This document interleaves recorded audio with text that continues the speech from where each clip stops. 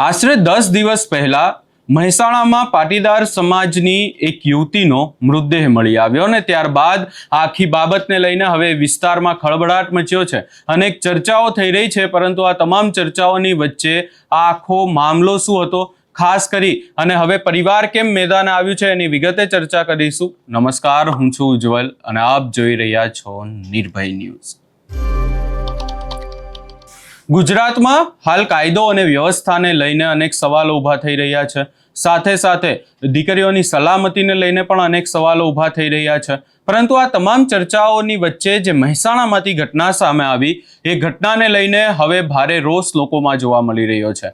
ખાસ કરીને જો વાત કરવામાં આવે તો બુટાપાલડી ગામ નજીક તળાવમાંથી પાટીદાર સમાજની એક યુવતી છે, એની શંકાસ્પદ હાલતમાં મૃતદેહ મળી આવ્યો અને ત્યારબાદ આ આખી બાબતને લઈને ખાસ કરી અને એક આશાસ્પદ યુવતીની જે મૃતદેહ છે એ મળી આવતા મહેસાણા પંથકમાં રોષ ફાટી નીકળ્યો છે અને આ મામલે પોલીસે પણ પ્રાથમિક તપાસ કરતા આ ઓળખ થઈ છે મૃતદેહની અને એમનું નામ સંગીતાબેન પટેલ તરીકે સામે આવી છે. અને હવે આ આખી બાબતને લઈને ન્યાયની માંગણી પરિવાર દ્વારા કરવામાં આવી રહી છે. પરિવારના લોકો શું કહી રહ્યા છે એ પણ સાંભળી લઈએ. સંગીતાબેન પંકીલાલ પટેલ. પછી આપની દીકરી સાથે શું બનાવ બન્યો હતો? એ સાહેબ એ જ કહું મુજબ જે સંગ લઈ ગયો ને જે સંગે જ મારી નાખીએ. ક્યાં નોકરી કરતી હતી? હોટલ પાર્કમાં. અને એની જે મરી ગઈ એ ક્યાંથી મળી હતી? એ હોસ્પિટલમાં, એ પારવેની તળાવમાં. તમને કોણે જાણ કરી હતી? મને પોલીસે કરી. હું તો જઈ તાણે મને જાણ થઈ. પોલીસ ફરિયાદ લે છે કે નથી લેતી? પોલીસ કહે કે અકસ્માત કેસ કૂદકો માર્યો એ કહે સાહેબ. હવે આપની માંગ શું છે તમારી? મારે તો નાઈ જો મારી છોરીનો. કોઈના ઉપર શંકા હોય એવું તમારે? એ જે સંગ ઉપર એ કુશનીનગર નું મોબીલ બેના ઉપર મને શંકા અને બીજું કોઈ નહીં સાહેબ. 4-5 દાડા થયા અને મેકવાના આવ્યા એ કે હું બાયપાસ કામમાં લઈ જવું, પોચોટ બાયપાસ. અને આ ડોશી ફોન કર્યો, 3 દાડા ફોન કર્યો, તેને ઉપાડ્યો ખરો પણ આવતો નતો. અને જયારે લાશ મળી એ કે રહ્યો વય આવ્યો કે હું એને કીધું કે ભાઈ તું છોડી લઈ ગયો એવી મેચી જા, જો જીવતી તને ના મળે તો મૂવી એ મેકી જા ને, બરાબર? એ કે હતો તો દોડીને હેડી નીકળ્યો સાહેબ. અમન વેમ જેસંગા ઉપર જ છે, જેસંગા જ આ કર્યું છે. હવે પોલીસ ખાતું એમ કે કૂદકો મારી પડી તો રાતે 12 વાગે કૂદકો મારવા આવું કરે જાય તો કોને ભાડે તો કૂદકો મારતા? પોલીસ વાળા કણ હતા? એ ગાડી લઈને ઉભા હતા. પોલીસ વાળા ગાડી લઈને ઉભા હતા ને બચાવી દો ને.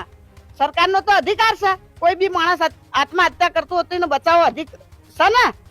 તો એ તો એમ કે રાતે 12 વાગે કૂદકો મારીને પડી, રાતના 12 વાગે બહેરું માણસ કા તલામ જાય?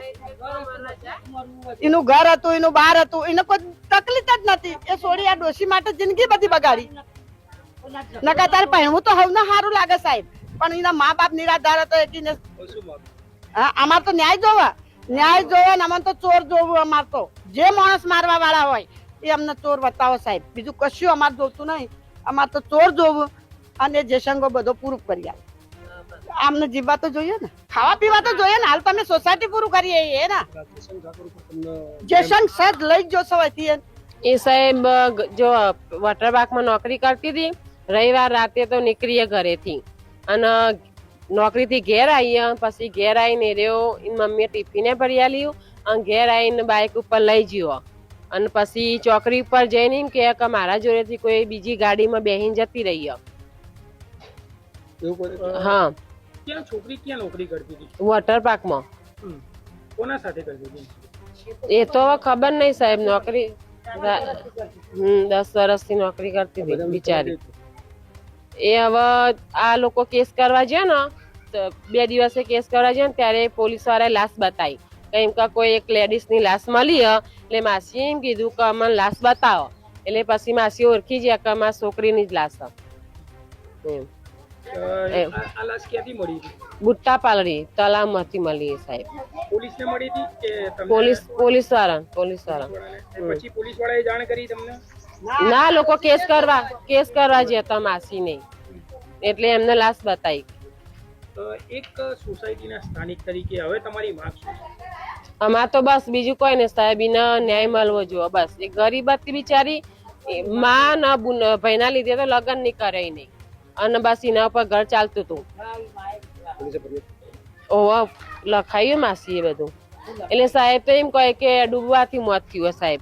એના શરીર ઉપર તેજાબ વેરીને બારી હોય, સાઈડમાં ચેકા મારેલા બધા.